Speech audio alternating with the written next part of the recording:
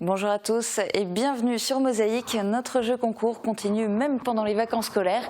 Donc pensez à faire un tour sur la page Facebook de Mosaïque pour tenter de gagner une entrée gratuite pour le film de votre choix, valable notamment au cinéma Forum. À la une aujourd'hui sur Mosaïque, l'avenir de Corre est encore flou. Hier, après l'audience qui s'est tenue au tribunal de Sarreguemines, la décision a été prise d'attendre encore une semaine afin d'examiner deux plans proposés. Un plan de continuation déposé par la société Corre elle-même et un plan de cession déposé par une société de Thionville. Le destin de l'entreprise devrait devenir plus net mardi prochain, à moins que la Cour s'accorde encore quelques semaines pour examiner le plan de continuation. On en parle tout à l'heure dans le JT, mais regardez d'abord le sommaire complet de l'émission d'aujourd'hui. Au programme aujourd'hui sur Mosaïque, des enfants mettent à profit leurs vacances pour apprendre la poterie au parc archéologique européen de Bliesbruck-Rheinheim. La société de métallurgie Corre est toujours balancée entre continuation et reprise après l'audience d'hier au tribunal de Sarreguemines. Petite Rosselle a accueilli le congrès régional de philatélie. À Nancy, ce n'est pas un timbre, mais un billet souvenir qui a été édité spécialement pour les collectionneurs. 50 ans de Far West pour Frépertuis City qui vient de rouvrir pour une nouvelle saison festive. Petite histoire du tunnel sous le canal de la Sarre à Vitrin. Enfin, l'univers du groupe Asphalt Copycats explore les covers reprises de chants d'autres groupes. Et puis Emmanuel Gonigam me rejoindra tout à l'heure sur ce plateau pour parler du tournoi AVS Santé Open de tennis handisport qui se déroule à Sarreguemines du 14 au 17 avril. Mais d'abord, notre séquence tirée des archives. Il y a tout juste 2 ans se déroulait un concours de saut d'obstacles au centre équestre de Sarreguemines. Replay. Où que vous soyez, restez connecté avec votre entreprise. Pour les pros, la solution c'est le cloud ID Réseau. Comme chaque année, l'association Sarreguemines Jump organisait un CSO. Étaient présents près de 200 participants du nord-est mosellan. Ils provenaient de différents clubs, dont ceux d'Enchambert, Remerin ou encore Saint-Avold. Des Sarregueminois étaient bien évidemment engagés, dont une jeune cavalière qui n'a pas froid aux yeux. Paula a remporté les CSO préparatoires 60 cm et 70 cm. Elle était à chaque fois première ex aequo avec d'autres partenaires de club. Dans ces catégories qui s'inscrivent dans une logique de formation, le chronomètre ne joue pas un rôle prépondérant. Dans les autres épreuves, par contre, il permet de départager les cavaliers ayant effectué un parcours sans faute. Et l'édition 2016 de ce concours annuel a lieu ce dimanche. Ce sera aussi l'occasion pour le club hippique de Sarreguemines d'inaugurer officiellement sa carrière qui vient d'être dotée d'un toit afin de permettre aux cavaliers de s'entraîner même en cas d'intempéries. Et ça risque de ne pas être du luxe dans les jours qui viennent. Regardez les prévisions de Météo France pour demain. 17% des accidents du quotidien ont pour origine le sport. Assurance accident de la vie, la sécurité par tous les temps. Bonjour à tous, Météo France prévoit un léger mieux pour demain. Il ne faut pas s'attendre à un franc retour du soleil, le ciel reste chargé et occasionne quelques averses. À la faveur d'éclaircies, les températures gagnent 1 à 2 degrés en cours de journée. Les températures minimales varient entre 3 et 6 degrés, les maximales grimpent entre 14 et 16 degrés, des valeurs conformes aux moyennes habituelles. Demain, n'oubliez pas de souhaiter une bonne fête au Maxime. Bonne journée sur Mosaïque. Je parraine un ami et tout le monde y gagne. Mon filleul, ma banque et moi. Au Crédit Mutuel, un client satisfait rayonne. Je vous propose maintenant de jeter un œil au Républicain Lorrain d'aujourd'hui. En page régionale, des artistes irakiens vont exposer à Metz. C'est le résultat d'une promesse de Dominique Hennequin, documentariste messin, qui a fait de multiples séjours en Irak. Au fil de ses tournages sur le chaos ambiant, il a rencontré des artistes à qui il a promis qu'ils exposeraient un jour en France. Ce sera au musée de la Cour d'Or à Metz du 21 avril au 18 juillet.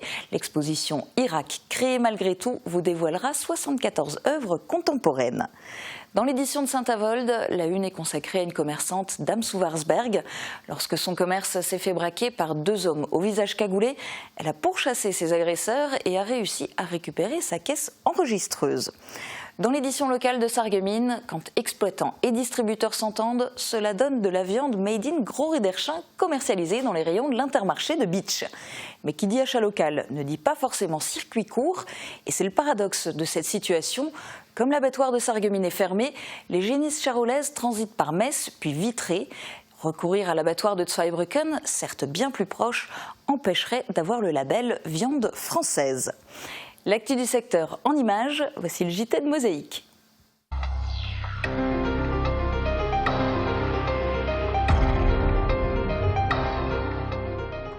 Si pour l'entreprise Steeltech, la fin de l'activité est d'ores et déjà consommée, l'entreprise qui lui fait face dans la rue Thomas Edison à Sarreguemines, Cor, est encore au cœur des délibérations de justice. Une audience s'est tenue hier au tribunal de Sarreguemines. Si rien n'est encore décidé quant à l'avenir exact de Cor, il apparaît tout de même moins sombre que ce qu'il est advenu de Steeltech. Reportage de Thomas Drouin. C'est derrière cette porte que se joue l'avenir de la société Cor. Tout au long de l'audience, rien ne filtre. L'attente est ponctuée par le passage de l'huissier audiencier. Après 2 heures, fin de l'audience et cette décision. Il ressort tout simplement le fait que les projets, autant le projet de reprise que le projet du plan de continuation, a été exprimé très clairement par chacune des parties. Et puis voilà, maintenant c'est au tribunal d'en faire état et puis de nous rendre un délibéré la semaine prochaine. À la justice, désormais 2 planchers sur les 2 propositions. D'un côté, un plan de continuation, de l'autre, un plan de cession proposé par une société mosellane, la Polyvalence Industrielle. La prochaine audience est programmée le mardi 19 avril, sans pour autant être à coup sûr la dernière. Le tribunal pouvant encore s'accorder un délai allant jusqu'à 6 semaines pour réexaminer le plan de continuation. Quel que soit le plan qui aura la préférence de la justice, l'ensemble des emplois est sauvegardé. Des activités malgré la crise. Dans un contexte de restrictions budgétaires, le parc archéologique européen de Bliesbruck-Rheinheim continue malgré tout de proposer quelques événements. Guillaume Dumontail a d'ailleurs pu le constater. Il a filmé hier un stage de poterie pour les enfants. La pluie qui tombe en abondance ne perturbe pas les enfants. Bien abrités, ils s'appliquent et reproduisent des œuvres fabriquées par leurs lointains ancêtres gallo-romains. On a fait de la poterie avec une sorte de pâte que tu mets un peu d'eau dedans, tu la travailles et après ça donne une sorte de pâte et tu peux la rouler, faire ce que tu veux avec et après tu peux faire des pots. C'était la version enfant qui résume ce stage d'une demi-journée. Voici à présent la version adulte. Dans un premier temps, on a fabriqué des petits pots d'après la technique du modelage. Ensuite, on a fabriqué des pots en utilisant la technique un peu plus difficile et compliquée du colombin. On a fait également des moulages de la déesse Vénus d'après un moulage original retrouvé sur le site en fouilles archéologiques. Cette pièce est visible dans l'exposition actuellement proposée par le parc. L'histoire est le point de départ de ces stages pédagogiques. On travaille, c'est vrai, sur la compréhension de la démarche archéologique, l'intérêt de la démarche archéologique pour comprendre la vie des Gallo-Romains. Et donc là, en l'occurrence, dans quel type de vaisselle on mangeait, dans quel type de vaisselle on conservait les aliments ou dans quel type de vaisselle on les cuisait aussi. Les petits pots fabriqués par ces enfants du XXIe siècle auront eux une fonction décorative. Parmi ces jeunes stagiaires, plusieurs souhaitent mettre des fleurs dedans. Dans ce groupe d'une dizaine d'apprentis potiers, on retrouve des habitués du parc qui avaient déjà effectué plusieurs stages. Oui, mais pas en poterie, de la peinture par exemple, une fresque. J'avais fait le pain, la poterie, des jeux romains. Les enfants seront de nouveau choyés cette année par le parc archéologique européen. Une journée leur sera spécialement consacrée le dimanche 22 mai. Quant à la nouvelle exposition mise en place en septembre, elle portera sur la construction romaine et invitera les bambins à créer leurs propres hypocostes, des systèmes de chauffage au sol. Ils sont timbrés de timbres. Les passionnés de philatélie ont pu se régaler le week-end dernier à Petite-Rosselle où était organisé le 41e Congrès Lorrain. Une exposition philatélique régionale qui permet aux exposants les plus brillants de s'inscrire pour une exposition nationale. C'était l'occasion de rencontrer notamment Clément Grosse qui a remporté 4 fois le 2e prix au niveau national pour son travail. Reportage d'Ophélie Bleichner. À l'heure des SMS, le timbre semble en voie de disparition. Pourtant, ce dernier est souvent le témoin d'un lieu et nous offre parfois un voyage dans l'histoire. La Fédération philatélique compte actuellement 20 000 membres. Ces derniers prennent de l'âge. Il est difficile de recruter des nouveaux membres. C'est pour cette raison que la fédération a mis en place un plan jeunesse. Pour former les jeunes, pour les informer, pour avoir des ateliers dans les jeunesses, dans les écoles ou dans les centres de loisirs. Donner goût pour cette passion, c'est également l'objectif que s'est donné les membres de l'association philatélique de Petite-Rosselle. Avec 10 membres dont un jeune, ils espèrent attirer de nouveaux membres. On peut retrouver une dizaine de collections de grande valeur. Les exposants sont en quelque sorte en compétition pour essayer de remporter un maximum de points et ainsi peut-être voir leur collection monter au niveau national. Ce sont bien sûr des spécialistes chevronnés qui jugeront les différentes collections exposées. Clément Grosse, passionné de timbres, a bien voulu nous donner quelques astuces pour bien exposer. Alors ici par exemple, j'ai choisi la main. Donc les 80 pages que je présente sont des... je ne pense pas qu'il y ait un document qui n'ait pas une relation directe avec la main. Parfois, il faut chercher un peu plus loin parce que s'il y a certaines idées qu'on veut exprimer, on ne trouve pas directement on ne le voit pas au premier abord. Donc on va chercher au deuxième, au troisième degré et puis on trouve une relation avec la main. Et donc ce document, il aura sa place dans la collection. Celui-ci, par exemple, qui est une peinture originale, c'est l'œuvre d'un artiste avec les renseignements techniques qui figurent en bas. Et puis ici, on a le timbre qui est apparu dans une série. Et ce timbre, c'est la reproduction fidèle de ce document. Cette exposition est annuelle. Elle est patronnée par l'Union et la Fédération française de philatélie.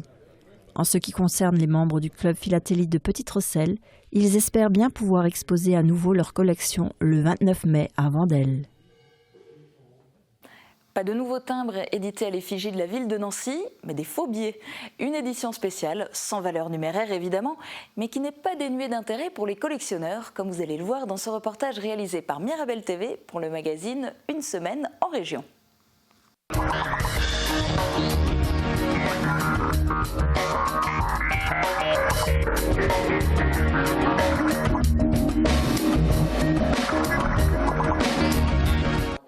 Il ressemble à s'y méprendre à de vrais billets de banque, mais ne cherchez pas à acheter quoi que ce soit avec, car c'est écrit dessus.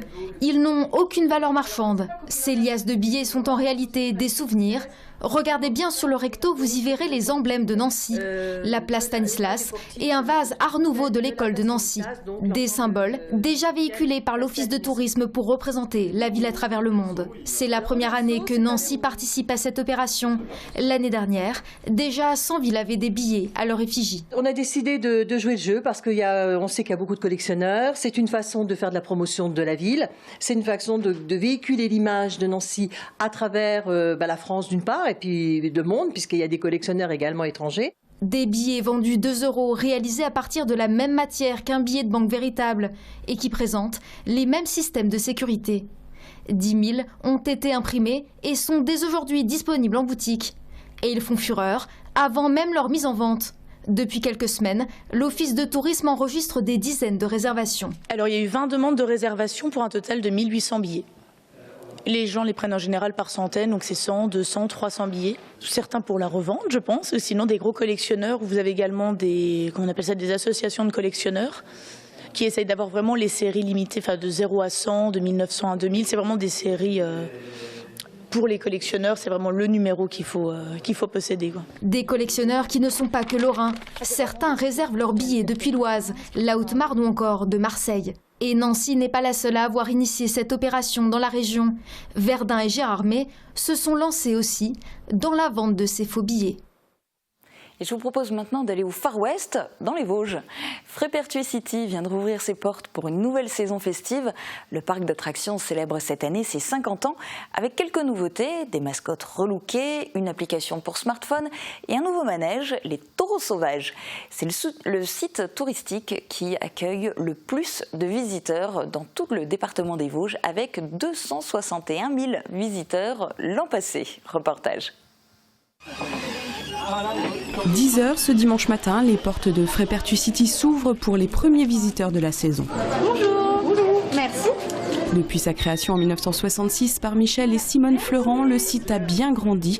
Géré aujourd'hui par leur fils Patrice et ses 3 sœurs, le parc d'attractions fête son 50e anniversaire. Il compte désormais 22 salariés à temps plein, 420 saisonniers pour gérer 35 attractions. Il est le premier site touristique du département avec 261 000 visiteurs l'an passé. Habitué, oui, quasiment tous les ans. Avec les enfants, nous on n'a pas d'enfants, mais avec les amis, les enfants des amis. C'est rigolo, c'est un parc sympa. C'était les jeux de bois avant, les chemins en terre, il y avait juste le bateau pirate.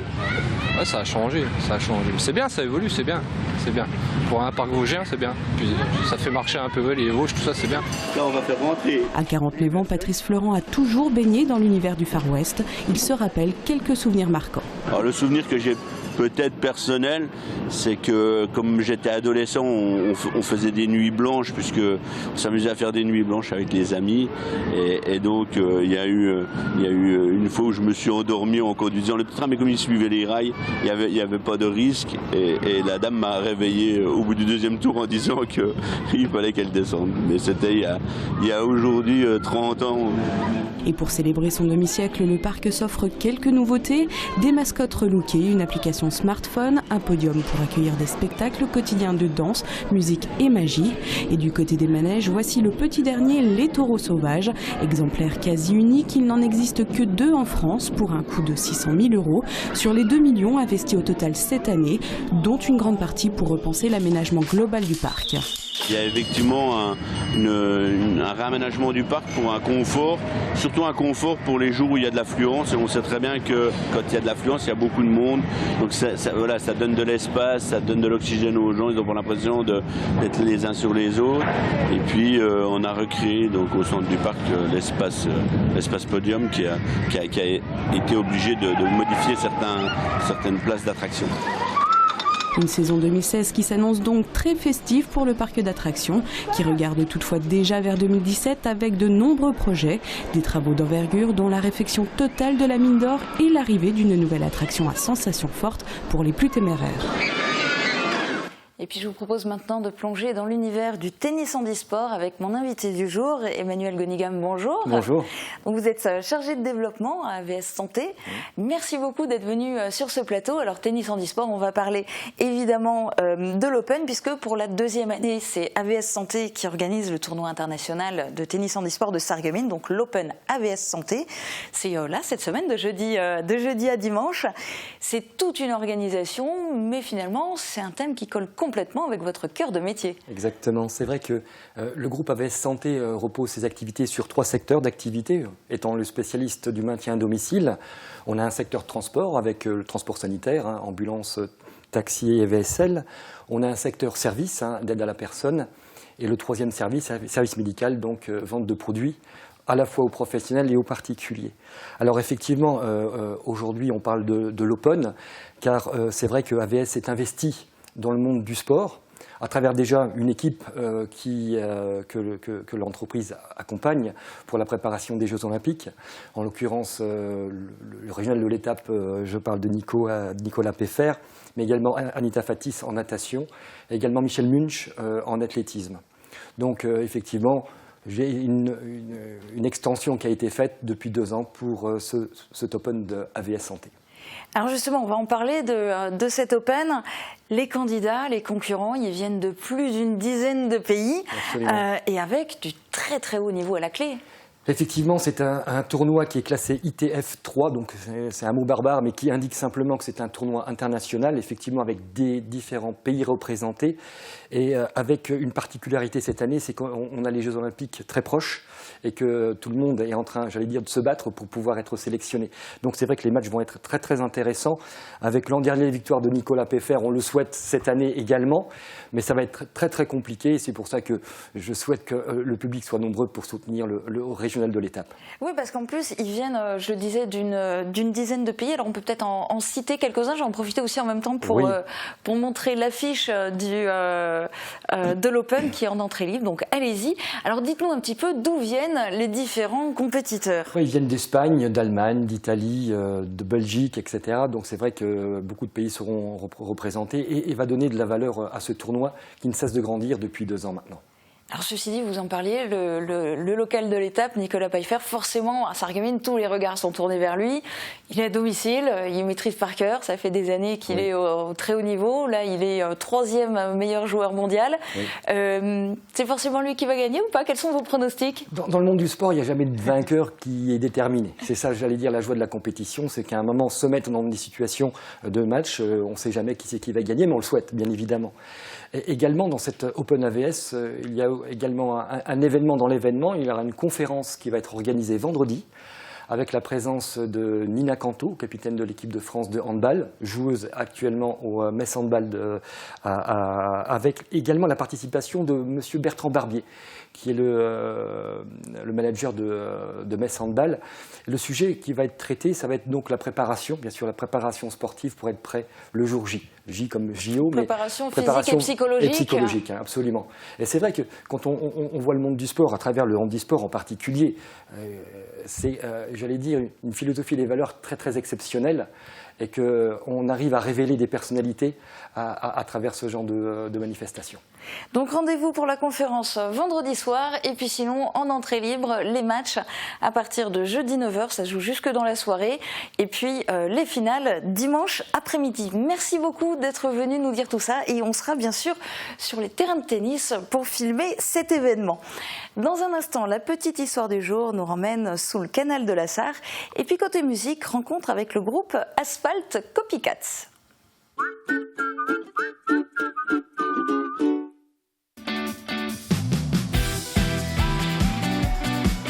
Envie d'un nouveau canapé, d'une télévision ou même d'une cuisine? Venez chez But et profitez de notre grande liquidation avant travaux. Dépêchez-vous de saisir nos meilleures affaires. Toutes les solutions en électroménager, en ameublement ou encore en décoration sont chez But. But, c'est nous.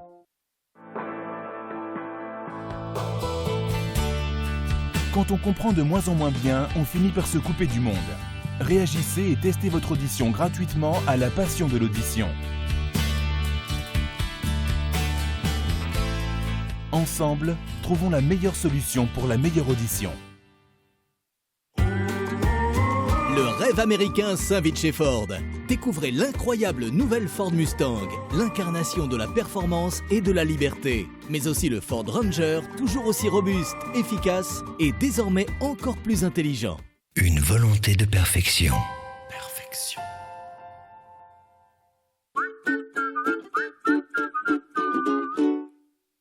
Bien-être, hygiène, consommables, équipement de la maison.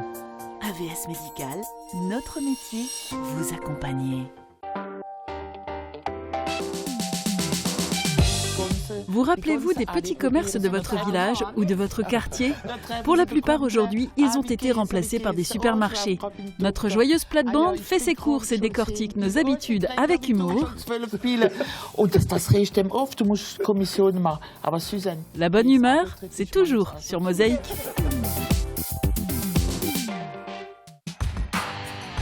Le Sarreguemines FC se maintient en 5e position au classement de CFA2 à quelques points seulement de son prochain adversaire, l'équipe B de l'AS Nancy-Lorraine. Un match à ne pas manquer dimanche dès 15h en direct sur Mosaïque. La petite histoire continue sa promenade le long du canal de la Sarre. Aujourd'hui, elle s'arrête à Vitrin où se trouve un autre tunnel, mais celui-ci n'est pas une voie de passage. Baptême, mariage, communion, faites le plein d'idées chez Festividé. Festividé, Festividé, des idées toutes faites.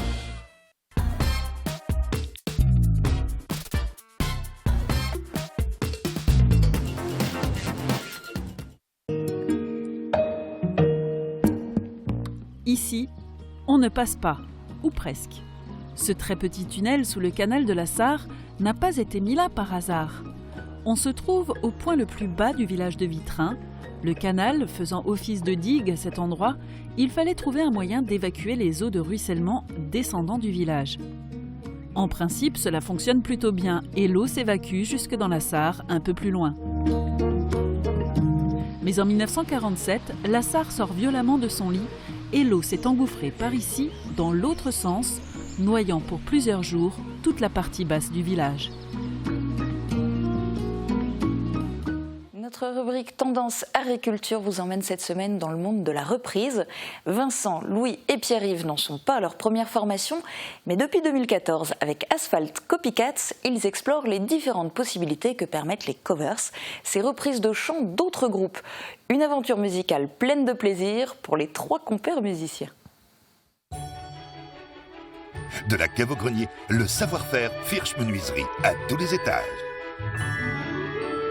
Le conseil, le choix, la pose, les meilleurs tarifs. Avec Agi Fermeture, vos portes et fenêtres ensoleillent votre maison.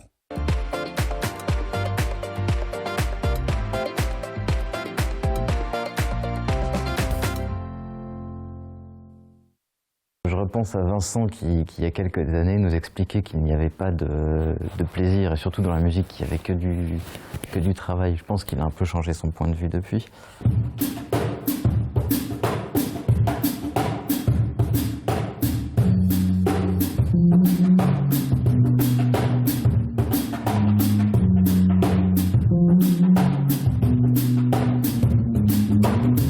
Avec Louis Ernst et Vincent Sexauer, on jouait déjà dans d'autres formations, mais c'était des formations exclusivement de composition. Et on a toujours eu envie, ça nous a toujours taquiné d'aborder des reprises qu'on aimait bien, des standards. Donc tout simplement, je me souviens avec Louis, on est allé voir les hits du moment et on a vu Bruno Mars,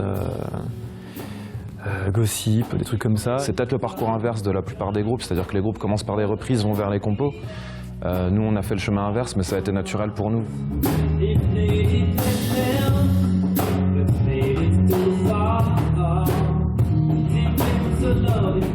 On s'est dit qu'on allait reprendre des chansons qui étaient connues et que les gens reconnaîtraient et aimeraient entendre. C'est pas de la sécurité justement parce que les gens vont pouvoir comparer quelque part. Donc la sécurité, elle est pas dans le fait de faire des reprises, non. De toute façon, après, si c'est pas les mêmes rythmes, si c'est pas non plus les mêmes sons, les gens reconnaissent l'air de la mélodie. Donc voilà, après, on peut faire à peu près ce qu'on veut. C'est peut-être un cadre quelque part. Ça n'empêche pas de trouver de la liberté par ailleurs, mais on peut plus faire n'importe quoi. Là, par exemple, si on fait une chanson de Britney Spears ou de Gossip, je vais la reprendre une octave en dessous ou plus dans le grave. Donc des fois, ça donne des choses surprenantes.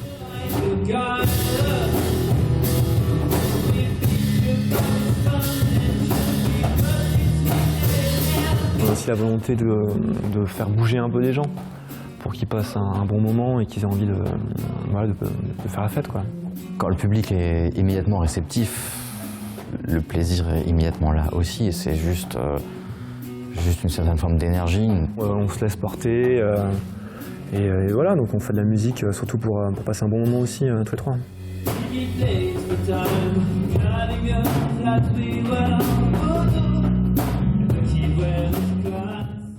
Et pour connaître les prochaines dates et les lieux de concert du groupe, rendez-vous sur la page Facebook d'Asphalt Copycats. Premier concert dès demain au Café Grognon à Strasbourg. C'est la fin de cette émission. Très bonne journée à tous. À demain.